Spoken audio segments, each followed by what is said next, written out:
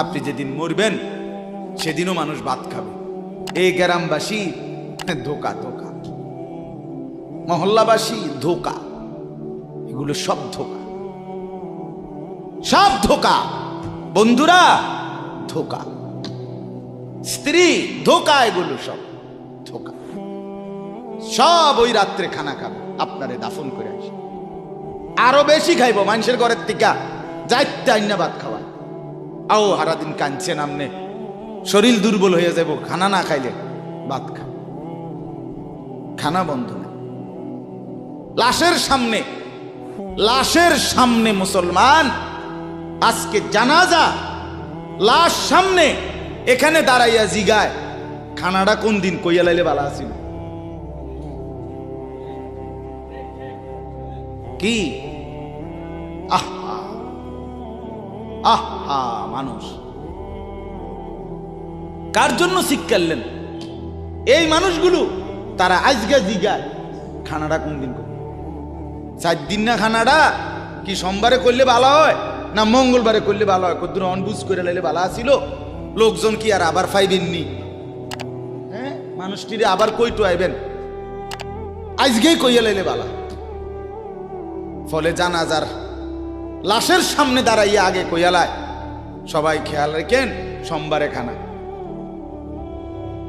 আহ, এর নাম দুনিয়া, এর নাম, এর নাম দুনিয়া। এই জন্য দুনিয়া বড়ই স্বার্থক, এটা রাক্ষস, শুধু গিলে খায়, তৃপ্ত হয় না, তৃপ্ত হয়। সেদিন আমি এক কুটিপতির বাড়িতে গেছি, অনেক বড় সম্পদশালীর বাড়িতে গিয়া তার বাসায় বাথরুমে গেছি। দেখি যে বাথরুমের যে দরজা, দরজার যে সিটকারি লাগায়, তো সিটকারিটা আছে, কিন্তু সিটকারিটা যেটার মধ্যে লাগাই ছোট্ট বল্টু একটা, এটার মধ্যে লাগাই যেটার মধ্যে আর এটা নাই। এবারে লাভ হইল কি, এটা কিদের মধ্যে লাগাবো? কথা বুঝছেন না? লকটার এই ছোট ইয়াটা যেটার মধ্যে লাগায় আর এটা নাই। তা না, আমি বের হয়ে বললাম, হা ভাইয়া, এরই নাম দুনিয়া। দুনিয়া এমন একটা না একটা থেকেই যায়, সব চাহিদা, সব প্রয়োজন পূরণ হয়, পূরণ হয়। আপনার লাশ যেদিন জানাজা হবে সেদিনও আপনার ঘরের হাজারো প্রয়োজন বাকি থেকে যায়, বাকি থেকে। পৃথিবী হাসবে ঠিকই, সিএনজিও চলবে, অটোও চলবে, সূর্যও ডুববে, চাঁদও উঠবে, রাতও শেষ হবে, দিনও আসবে, কেউ থামবে না আপনার জন্য। আপনি শুধু চলে যাবেন একা কবর, কেউ থামবে না। এরে বাপ, কেউ থামবে না। ছেলেরা আজকে বন্ধুর পাল্লায় পড়ে নষ্ট হয়ে যাচ্ছে। আহ, সমবয়সী বন্ধু তোমার উলঙ্গ ছবি দেখায়া, নর্তকী দেখায়া শেষ করে দিল, তুমি বুঝলাম। সমান সমান বন্ধু একসাথে তোমার জুয়ার আড্ডায়, মদের আড্ডায়, নারীর আড্ডায়। আহ, আফসোসের ব্যাপার। ভাবতেই শিখেন একজন মানুষ সুস্থ স্বাভাবিক, একজন সতেজ সবল মানুষ, সে কেমনে এত বোকা হয়, নিজেকে ধ্বংস করে। আমি যখন এখন এই মাত্র যে দিদা আসতেছিলাম গাড়ি দিয়া, একটা ছেলে প্রতিবন্ধী, ছোট একদম প্রতিবন্ধী, সে দাঁড়াইয়া রয়েছে মাঝখানে, মানে গাড়ির হরনও বোঝে না, কিছুই বোঝে না সে। পরে আরেকটা ছেলে ধরে তারে এক পাশ করে দেওয়াতে তারপরে আমার গাড়িটা আসছে এই এখানে। এখন এই ছেলেটা তো অবুঝ হইতে পারে, এই ছেলেটা তো প্রতিবন্ধী, সে তার ভালো মন্দ বুঝে না। কিন্তু তুমি ছেলে সুস্থ সবল স্বাভাবিক যুবক, তুমি কেমনে নিজের ভালোটা বোঝো না? তুমি কেমনে নিজের ভালোটা বোঝো না বলে? এত মানুষের জানাজা, কবরস্থান নাই এমন কোন এলাকা আছে বলেন? আপনাদের মহল্লায় কবরস্থান নাই? আপনারা কোনোদিন জানাজা পড়েন নাই? আপনারা লাশ দেখেন নাই?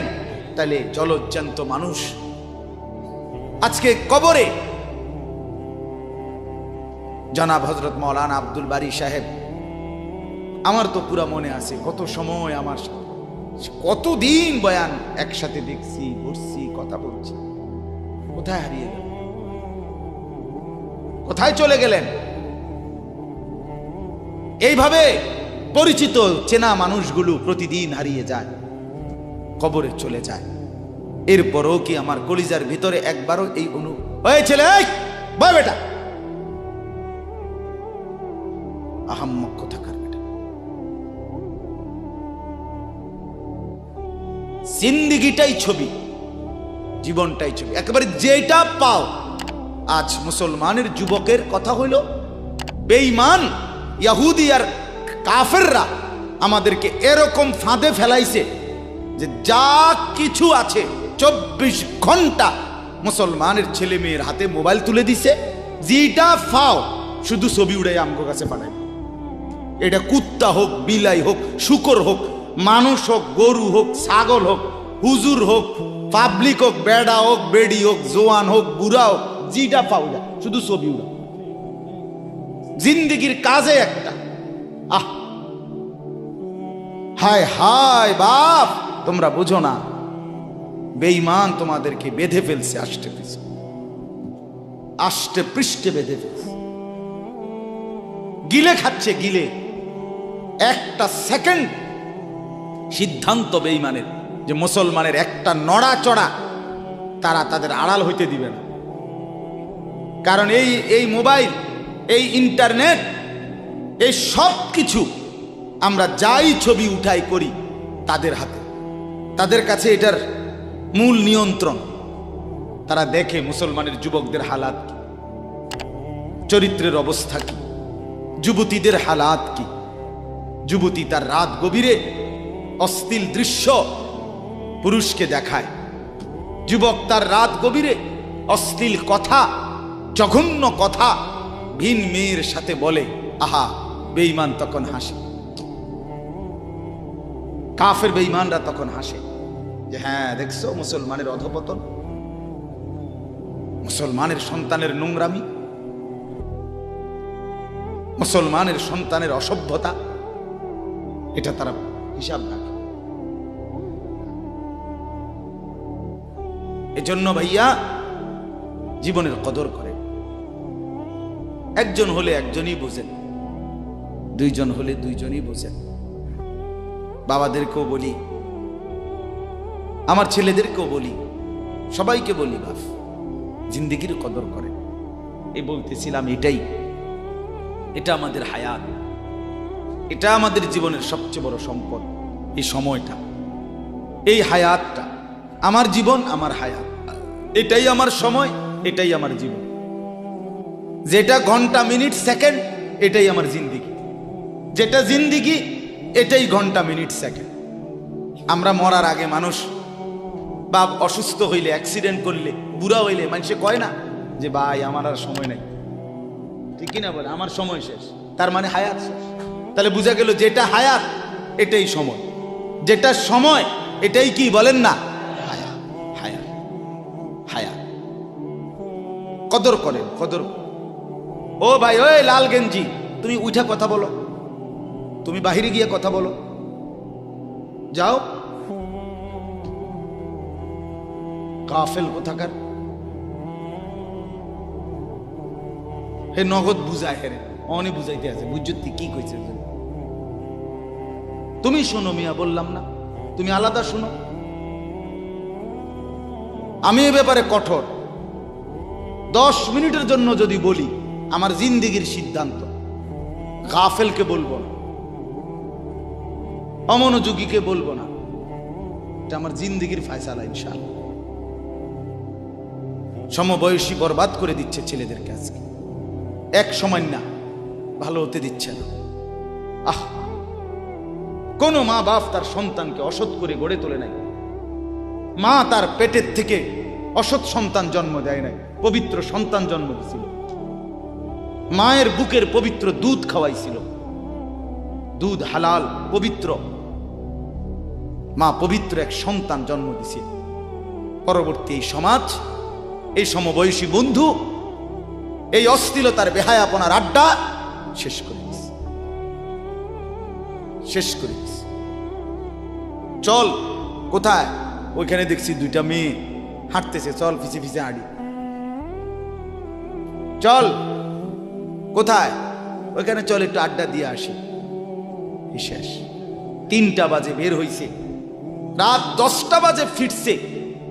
7 ঘন্টা সমবয়সী 7-8 জন ছেলে একসাথে ঘুরলা, অথচ তোমার লগের এই 6 জন বন্ধু একবারও বলল না যে আসরের নামাজ পড়তি না, মাগরিব পড়বা না, এশার নামাজ পড়বা না। 7 ঘন্টায় যেই বন্ধুরা একবারও তোমারে 1 ওয়াক্ত নামাজের কথা বলে নাই, বিশ্বাস করো ছেলেরা, এটা বন্ধু না, এটা শয়তান ছাড়া আর কিচ্ছু না। এটা ইবলিস বেটা, এটা শয়তান, এটা তোরে শেষ করে দিবে। তোর আখিরাত তো শেষ করবে, তোর দুনিয়া তোরে অকর্মণ্য অপদার্থ বানাইয়া একটা আকামলা বানাইয়া ছেড়ে দিবে। শেষ পর্যন্ত এক বদনা আলগি দিতে আর ক্ষেত্রে বলতায় না। তার মা যদি বলে 1 জগ ফানি দাও, পাইতাম না। তার বাপেরে যদি বলে যে তার বাপের লেগে বাজারে এ বাড়িকে বইরা কুতুর বাদগুন দিয়ে আইও, পাইতাম না। কি পারতি না কেন? ভাল লাগে না।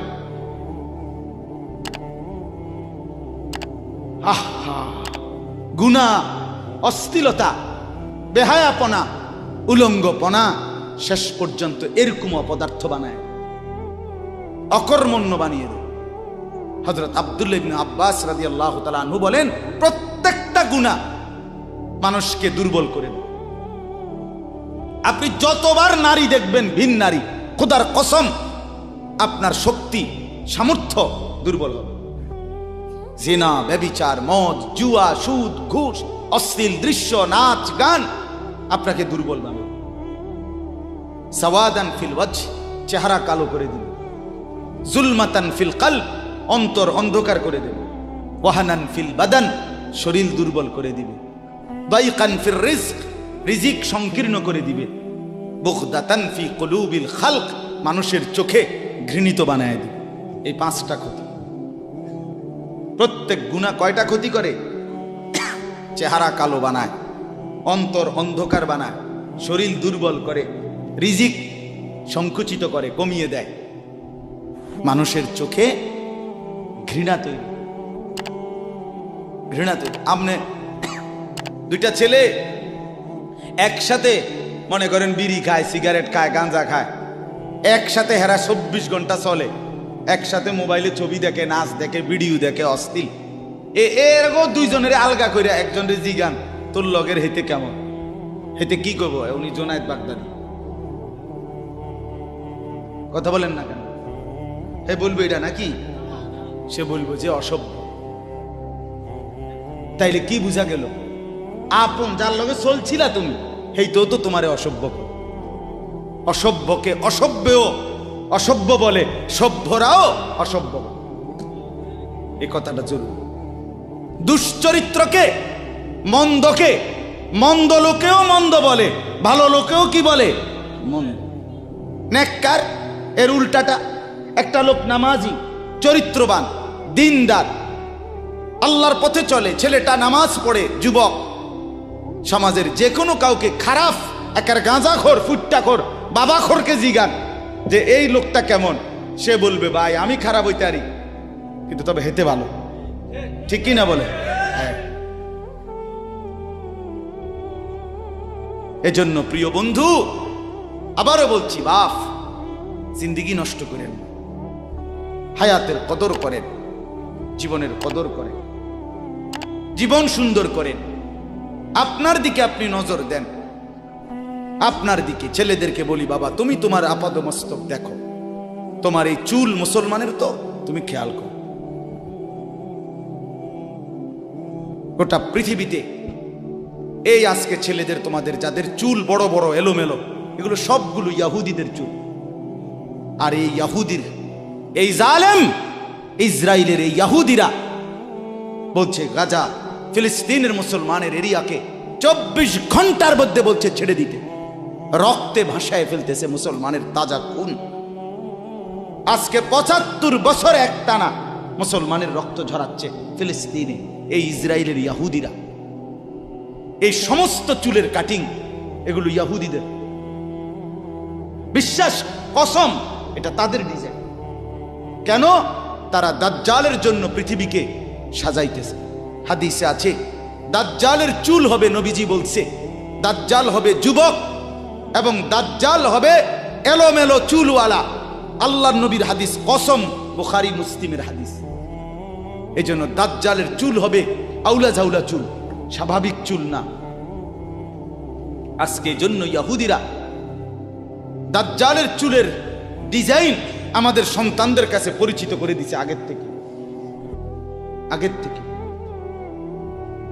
এজন্য আমি সবার কাছে অনুরোধ করলাম, বাবা প্রত্যেকেই আল্লাহর ওয়াস্তে নিজেকে নষ্ট করো।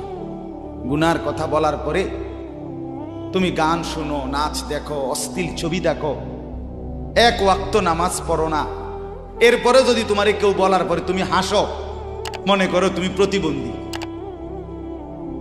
এটা মনে রেখো। মানে তোমার গায়ে কিছুই হলো, লাগলো না, এটা কিছুই মনে হলো না, হায় হায় আমি উলঙ্গ ছবি দেখি, একটা সেজদা দেই না কোনোদিন, 1 বছরে কোনোদিন আমি ফজরের নামাজ পড়ি নাই, এরপরে যদি কেউ বলার পরে তোমার মনে মুখে হাসি হয়, যে এতে হাসেন, তো বুঝতে হবে এটা মানসিক সমস্যা। হ্যাঁ, এ প্রতিবন্ধী, এ মাতাল, অসুস্থ।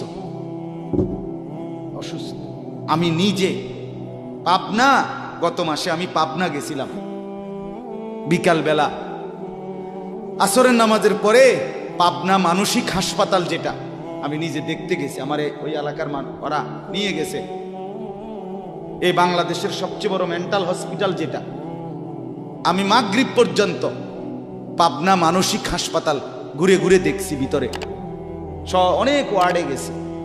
ছেলেদেরকে বলি, বাপ তোমরা শোনো আমার কথা, আল্লাহর কসম আমি নিজ চোখে দেখছি, এই গত মাসে আসর থেকে মাগরিব অনেকগুলো ওয়ার্ড আমি ঘুরে দেখছি। এই যতগুলো ওয়ার্ডে পাগল আছে সবটিতে ভরা, কসম আমি নিজ চোখে দেখছি। 100 জনের মধ্যে 2 জনও বুড়া নাই, সব যুবক।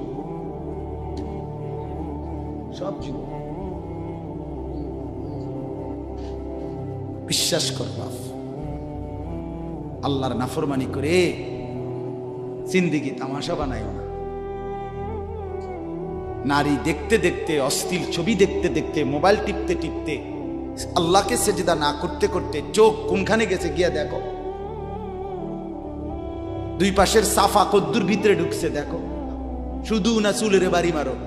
পৃথিবীতে কোনো কালে, কোনো বইতে, কিতাবে, কোনো গবেষণায় যে চুল এটারে আলাদাভাবে খুব বেশি পেরেশানি করার বস্তু ছিল না। এটা মনে করে নিজের চুল নিজে বাইরে দেয়, এটার মধ্যে ডিজাইন। আরেকজনে যদি তোমার চুল ধরে টাইনতো তাহলে তো একটা কথা আছে, তোমার চুল তুমি বাড়ি দাও, এটার মধ্যে সুন্দরের কি আছে আবার?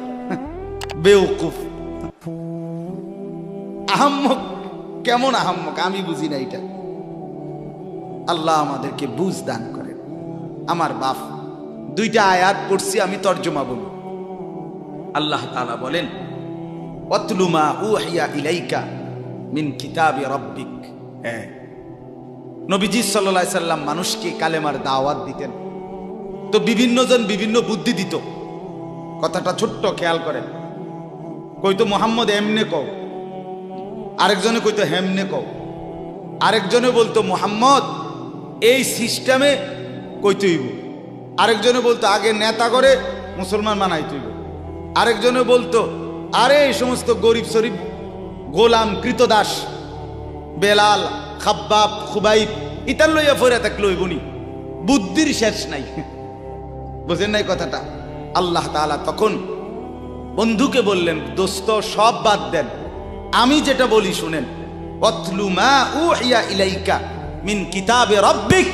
আপনার রব আল্লাহ আপনার উপরে প্রতিনিয়ত যেই কোরআন নাজিল করতেছে, আপনি সকলের সামনে সেই কোরআন তেলাওয়াত করেন, কোরআন পড়ে। ওই যে হাফেজ তানভীর কোরআনুল কারীম শুনাইছে, এটাই দাওয়াত, এটাই দাওয়াত। সে আর বাংলায় কি বলা দরকার? কিচ্ছু বলার দরকার। এই কোরআনের তেলাওয়াত যে রব্বুল আলামিন আমাদেরকে দেখাই দিলেন আমি আল্লাহ তাআলা এক অন্ধ, যে গোটা পৃথিবী দেখে না, তো এক অন্ধ মানুষের জবান দিয়ে যদি আমি আমার কোরআন এত সুন্দর করে উচ্চারণ করাইতে পারি, তাহলে তোমাদের যারা চোখওয়ালা আমার কোরআন দেখে দেখেও কোনোদিন পড়তে পারো না, তোমাদের হালাত কি হবে? কেমনে তোমরা আমি আল্লাহর সামনে দাঁড়াইবা? হাসরের ময়দানে রাসূলের সামনে কেমনে দাঁড়াইবা? খোদার কসম আরেকবার দুনিয়া থেকে ভাবতেন, ভাইবেন।